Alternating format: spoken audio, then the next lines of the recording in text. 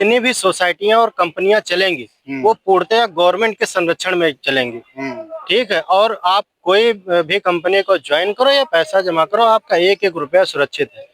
और उस समय 3 लाख कंपनियां मोदी जी ने बैन की थी सांत्वना देने के लिए। बट एक्ट 2019 को उन्होंने चालू कर दिया कि ये आपका 180 दिन में जो भी आपका जमा धन है उससे 2 से 3 गुना आपको वापस कर दिया जाए 180 कार्य दिवस में। मोदी जी के जो ये वाक्य थे ये एकदम झूठे साबित हो रहे हैं और कहीं ना कहीं वो ठग थे, इसलिए उन्होंने फर्जी की सांत्वना दी थी। मोदी तो सबसे नंबर 1 बेईमान और झूठा है, मैं तो ये कहूंगा सबसे पहले, क्योंकि मोदी जी तो देश के प्रधानमंत्री हैं। अगर प्रधानमंत्री और सुप्रीम कोर्ट ही अगर ऐसा काम करेंगे तो पब्लिक कहाँ जाएगी और कैसे जिएगी। लाखों की संख्या नहीं साहब, 10 लाख की संख्या में आएंगे। और अभी अभी जो चर्चाएं हमारे देश के अन्य देशों में जो हमारे पड़ोसियों में चल रही है, हो सकता है, मैंने तो एक शब्द कहा है यहाँ जंतर मंतर की धरती से कि जब किसी भूख की या किसी पीड़ा की इंतहा हो जाती है, जो आज दिखाई दे रही है कि पूरे भारत में 50 करोड़ लोग इनसे पीड़ित हैं, तो ये हमारी इंतहा हो गई है। निश्चित है हमारे देश में क्रांति होगी। और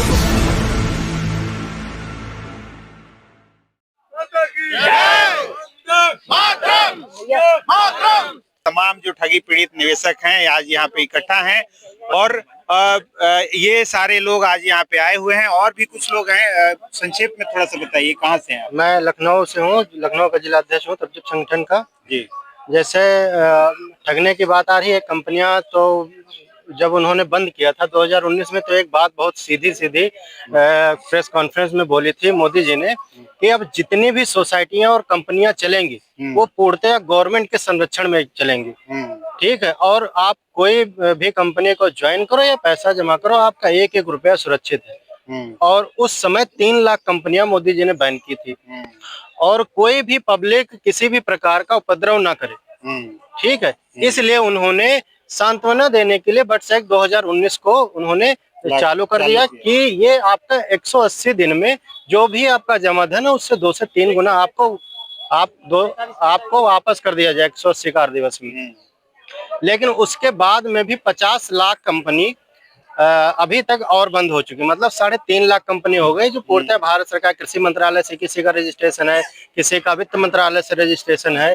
ठीक है। मोदी जी के जो ये वाक्य थे ये एकदम झूठे साबित हो रहे हैं और कहीं ना कहीं वो ठग थे, इसलिए उन्होंने फर्जी की सांत्वना दी थी। जैसे अभी जीएसटी की बात कर ले, ठगने की बात, जब उन्होंने जीएसटी बढ़ाई थी तो 100 फायदे गिनाए थे, अभी जीएसटी घटाई तो भी 100 फायदे गिनाए। ठीक है। तो ये कैसा है। और कहते हैं कि जितने खाने पीने की चीजें हैं वो सबकी सब जीएसटी कम होने के बाद सस्ती हो गई। भाई यहाँ पे इतने लोग मौजूद है, किसी से पूछ लो दूध का रेट कम हुआ? नहीं कम हुआ। चाय का रेट कम हुआ? नहीं कम हुआ। चीनी का रेट कम हुआ? नहीं कम हुआ। जो भी पैकेट वाली उत्पाद थे उनमें एमआरपी बढ़ गई है। इनके सांसद रवि किशन जी है, वो आप ही के यूपी से आते हैं, वो कहते हैं कि जो 3000 का कोट था वो 1500 में मिल रहा है। वो जिसमें एमआरपी है, हम एमआरपी की अगर बात पकड़ ले तो जीएसटी किसी चीज की कम कर ले।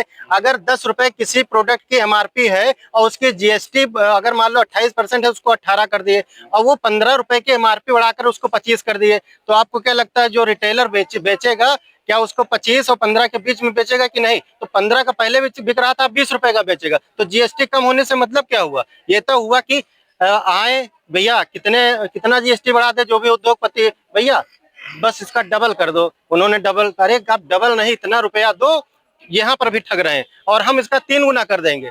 ठीक है। अब उनके मंत्री बोलते हैं तो डबल के लिए कह रहे थे और 5 करोड़ देने के लिए तैयार थे और आपने जो है तो उसका 3 गुना कर दिया। वो कहते तुम चूतिया हो।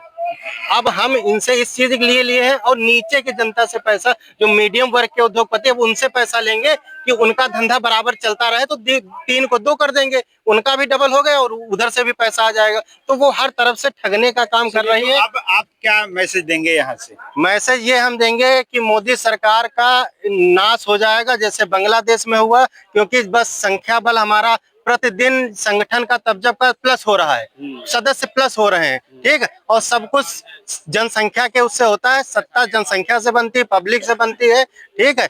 और सरकार से पब्लिक नहीं बनती है। तो पब्लिक जब हमारी एक हो जाएगी तो वो कहीं के नहीं रहेंगे, ठीक है, वो दर दर भीख मांगेंगे, उनको कोई नौकरी भी नहीं देगा, देश छोड़ के भी जाना पड़ेगा। या फिर वो अच्छी तरीके से अगर इसको लागू कर देते हैं, पैसा देना सुनिश्चित कर देते हैं, तो वहीं पे सारी चीजें शांत हो जाएंगी। वरना एक एक की ईंट उखाड़ देंगे, संसद क्या, उनका घर क्या, उनका आवास क्या, वो भी अगर बांग्लादेश से ज्यादा आतंक न मचा दिए तो फिर या भारत देश का वो सोचेंगे कि हाँ वो नागरिक थे, उनमें भी एकता है और हम लोग धीरे धीरे एक ही हो रहे हैं। उनका जल्द से जल्द हम नाश कर देंगे, या तो वो भुगतान करें या फिर सत्ता छोड़े।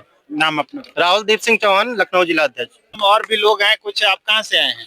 हम ग्वालियर जिले से आए हैं। ग्वालियर से? जी सर। अच्छा, आपका कौन सी कंपनी है आपकी? हमारा HBN कंपनियां हैं और 2011 से इन्हें बंद कर रखा है, तो हमको 15 साल हो गई हैं ये लड़ाई लड़ते रहते। ग्वालियर में आते आते, दिल्ली में आते आते कम से कम हमको 15 साल हो गई हैं। सांसद को भी लेटर दिया है और मंत्री को भी लेटर दिया है, जहाँ तक कि मैं सिंधिया जी के पास भी आया था एक बार 2015 में, तो उनने भी बोला था कलेक्टर साहब को ज्ञापन देंगे, वहां दे देना, तो मैंने कलेक्टर साहब को भी ज्ञापन दिया। लेकिन ये क्या जो सब जुमला दे के अपना अपना पल्ला झाड़ लेते हैं। इनका जो भी कानून है, मैं कहता हूँ, मैं जो इंसान जो बनना है, जो मंत्री बने हैं या विधायक बने हैं या सांसद या कलेक्टर बने हैं, मेरी तो ये समझ में नहीं थी इन चीजों के लिए जिनको बनाया गया है, क्या इनकी आत्मा इनको कोसती नहीं है क्या? जिस काम के लिए बनाया उस काम को इनको करना चाहिए, ईमानदारी से करना चाहिए। तो क्या कहेंगे आप मोदी जी से? मैं मोदी से ये कहूंगा, मोदी सर, मैं तो कह रहा हूँ मोदी तो सबसे नंबर 1 बेईमान और झूठा है, मैं तो ये कहूंगा सबसे पहले। क्योंकि मोदी जी तो देश के प्रधानमंत्री हैं। अगर प्रधानमंत्री और सुप्रीम कोर्ट ही अगर ऐसा काम करेंगे तो पब्लिक कहाँ जाएगी और कैसे जिएगी? इनको तो अगर कोई दुनिया में छोटा आदमी कोई जुर्म करे, वो करे तो चलता है, लेकिन बड़े लोग ही अगर ऐसा काम करेंगे, बड़ी बड़ी ठगी करेंगे, तो देश का सत्यानाश तो ऐसे ही होगा। पब्लिक तो वैसे ही मारी जाएगी। भरोसा और विश्वास पे क्या करेगा? आदमी पहले भरोसा भगवान पे करता है और दूसरा अधिकारियों पे करता है। अगर अधिकारी पब्लिक को उसको खाएगी तो भरोसा किस पे करेगा? सुरेंद्र सिंह कुशवाहा। जी आदरणीय, संक्षेप में मैं ये कहना चाहूंगा, मैं ब्रजमोहन योगी राजस्थान से हूँ।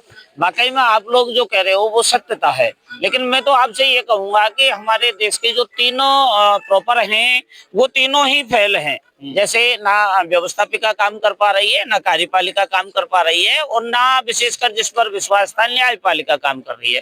तो हम तो चौथे लोकतंत्र के चौथे स्तंभ से कह रहे हैं कि इन जो गोदी मीडिया है, इसकी बजाय आप लोग हम गरीबों की आवाज को उठाएं।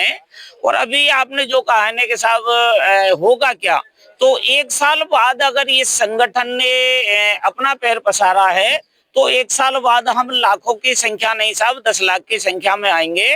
और अभी अभी जो चर्चाएं हमारे देश के अन्य देशों में, जो हमारे पड़ोसियों में चल रही है, हो सकता है, मैंने तो एक शब्द कहा है यहाँ जंतर मंतर की धरती से, कि जब किसी भूख की या किसी पीड़ा की इंतहा हो जाती है, जो आज दिखाई दे रही है कि पूरे भारत में 50 करोड़ लोग इनसे पीड़ित हैं, तो ये हमारी इंतहा हो गई है। निश्चित है हमारे देश में क्रांति होगी, और वो क्रांति ऐसी होगी कि ना तो राज्यों की सरकार बचेगी ना केंद्र की।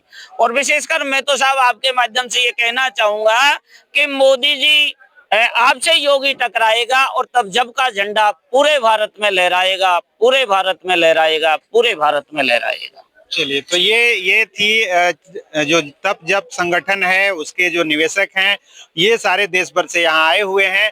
और इसके माध्यम से हम यही अपील करेंगे कि आप नवजागरण लाइव जो हमारा चैनल है उसको भी देखें, उसको भी सब्सक्राइब करें और अपने जो भी ग्रुप के लोग हैं वहां तक पहुंचाएं, क्योंकि ज्यादा से ज्यादा हम आवाज आपकी उठाने की कोशिश करते हैं और सरकार तक पहुंचाने की कोशिश करते हैं। आगे जो भी अपडेट होगा हम बताते रहेंगे। बने रहिए नवजागरण लाइव के साथ।